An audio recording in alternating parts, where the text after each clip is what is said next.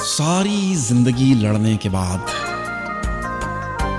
जरूरत से ज्यादा अकड़ने के बाद, घर को छोड़ के जाने के बाद, घर में लौट के आने के बाद, आंख मिला के जताने के बाद, आंख को थोड़ा झुकाने के बाद, पहले जवां होने के बाद, फिर जवानी खोने के बाद, आपने जो तब कहा था आज सुनाई देता है। मुझे खुद में अपना बाप दिखाई देता है।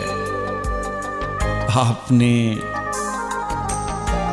जो तब कहा था आज सुनाई देता है।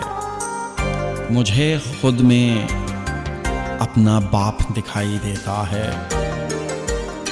आपकी वो सारी कमियां जिनसे मैं शर्माता था, धीरे धीरे गौर किया तो सबको खुद में पाता था। मेरी कितनी उम्मीदें थीं आपसे जो ना हो पाई, कसम मुझे अपने बच्चों की मुझसे भी ना हो पाई। काश ये सब जब आप यहीं थे आपसे सीधा कह पाता।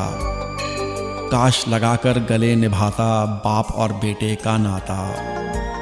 सच कहते हैं लोग भी, देखो वक्त सिखा ही देता है। आपने जो तब कहा था आज सुनाई देता है।